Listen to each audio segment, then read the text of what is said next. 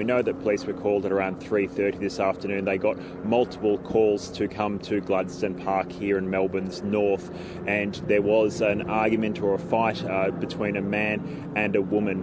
When police arrived not long after, they've said that they saw the man attacking the woman, and they've said in a stabbing motion. Police have not confirmed what type or if a weapon was used, but they've certainly described it as a stabbing motion, and they've also described it as a frenzied attack.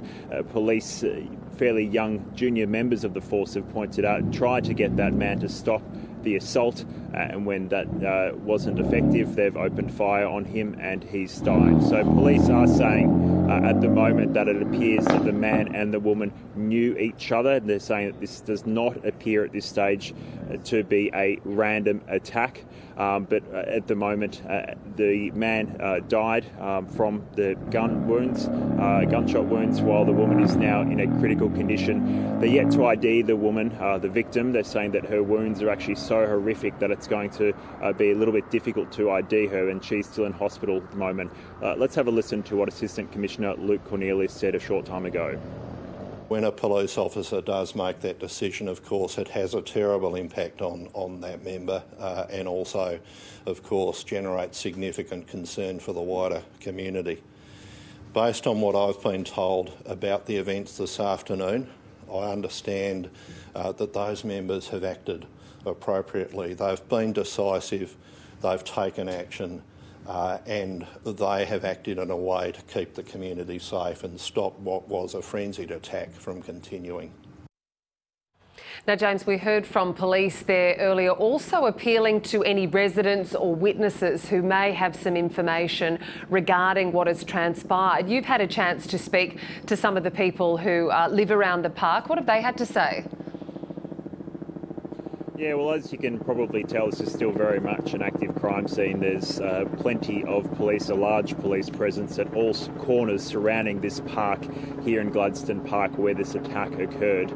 So yes, you are right, police are still pulling together the pieces of what transpired tonight, and they are calling for any witnesses who may have seen something or heard something to come forward.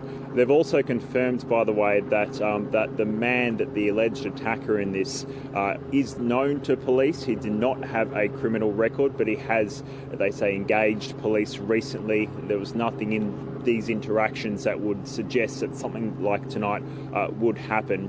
In terms of the residents around here, we've spoken to a few residents whose property backs onto this reserve here in Gladstone Park, and they heard arguing. Some of them said, we hear arguing in this park all the time, so it doesn't seem too out of place, but then it certainly has escalated, and the witnesses we've spoken to have said they heard 4 gunshots. They said the gunshots were very distinctive. There's no chance this was a car backfiring. These were very much gunshots.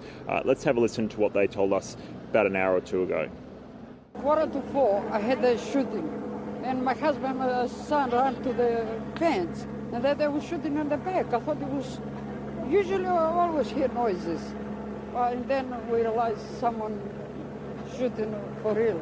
I just saw a police car. We were out here doing the garden, and I saw a police car down there with its lights flashing, and I saw 2 policemen run down through the reserve, and then I heard 4 gunshots, and then just multitudes of police cars came. So. It's a quiet area, and this normally doesn't happen, anything like this.